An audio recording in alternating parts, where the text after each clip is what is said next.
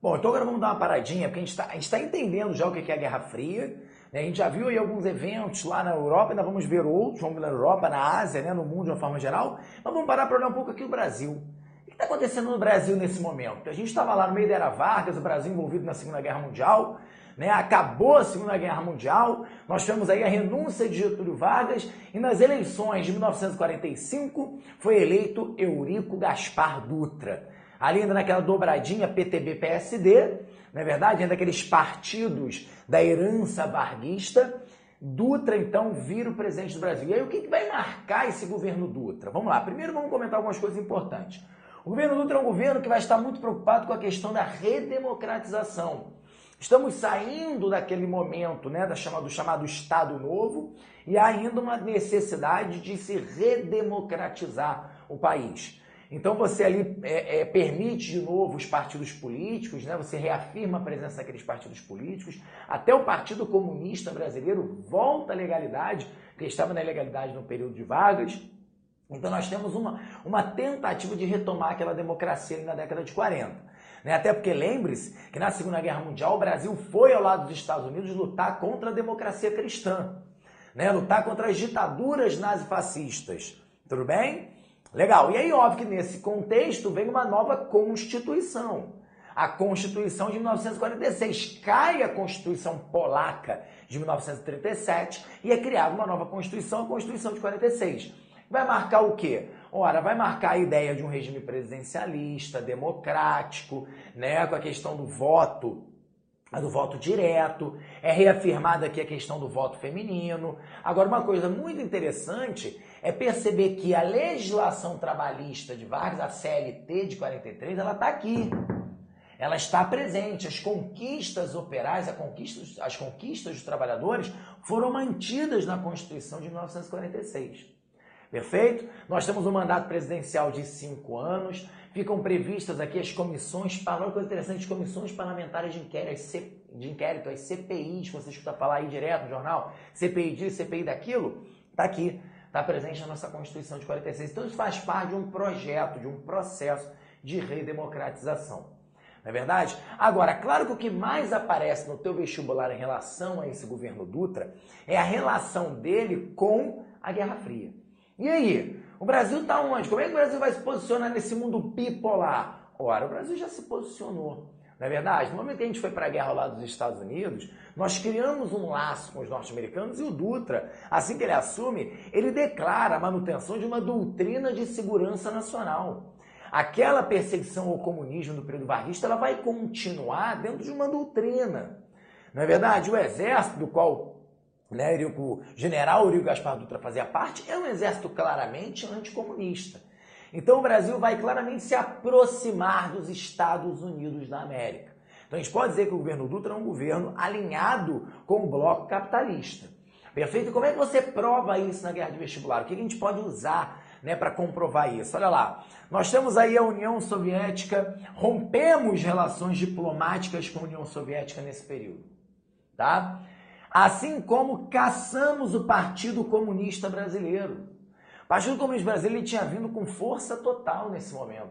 O Partido Comunista Brasileiro tinha conseguido eleger 14 deputados e um senador da República. Um senador. O senador era Luiz Carlos Prestes, um homem mais importante lá do Partido Comunista, eleito aqui. Nesse momento, você vai caçar os deputados e caçar Luiz Carlos Prestes. Né? Por quê? Qual é a desculpa disso? Não podemos ter um partido no país que não preze unicamente pelos interesses nacionais. E como de fato há uma relação, né, do Partido Comunista Brasileiro com o Partido Comunista da União Soviética, o PCUs, então isso é usado como justificativa para caçar, fechar o partido. Tá? Então isso mostra claramente um alinhamento norte-americano, entre outras coisas. Quer ver? A assinatura do TIAR, que nós já citamos, o Tratado Interamericano de Assistência Recíproca, é assinado nesse momento. A entrada na Organização dos Estados Americanos, a OEA, é um acordo econômico aqui, os norte-americanos iam injetar dinheiro, acabar com os pontos de estrangulamento da economia brasileira e tal, é um sistema de parceria. Militarmente falando, nós também temos um acordo interessante, é a criação da ESG, da Escola Superior de Guerra, baseado na War College norte-americano. Nós mandamos aí milhares de militares para serem treinados nos Estados Unidos e formar nossa escola superior de guerra. Tudo isso vai mostrando esse alinhamento ideológico do Brasil com os Estados Unidos da América. Perfeito?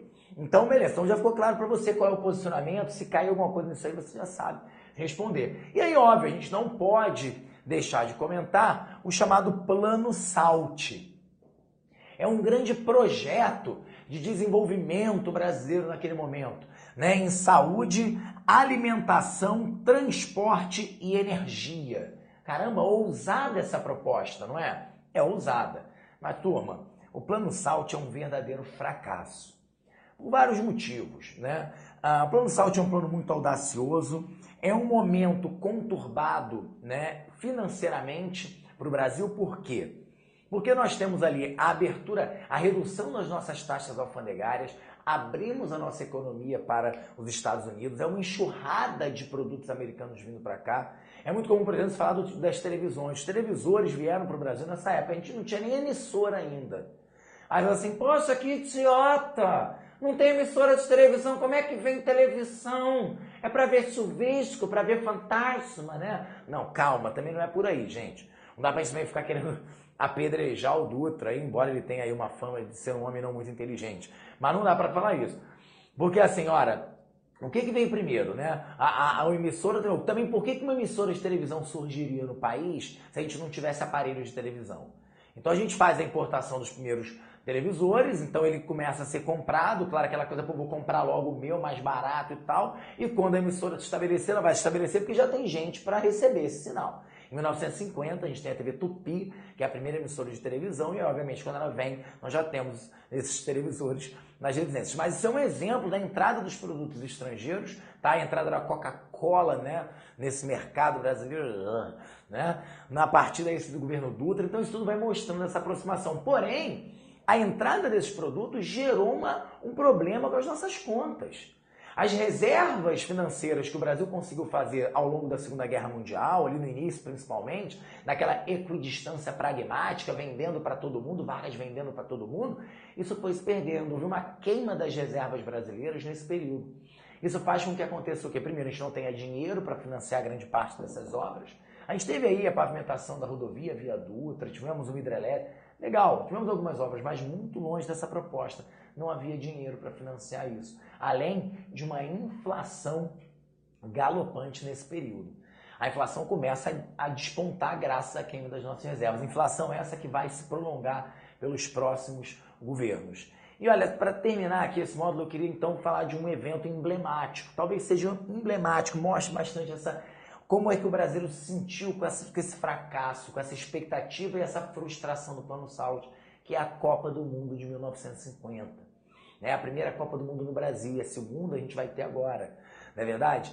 A Copa de 1950, o Brasil com um timaço, né, de futebol, vai lá para aquele triangular final, para o último jogo, precisando apenas de um empate contra o Uruguai dentro do Maracanã.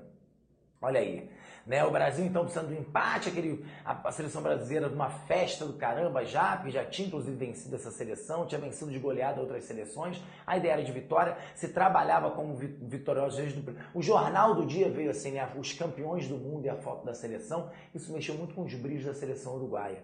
Reza a lenda, foi feito até um churrasco na concentração e a galera habilitou pra caramba no dia anterior ao jogo, olha que coisa profissional pra caramba, né? E aí, no dia do jogo, o famoso maracanazo.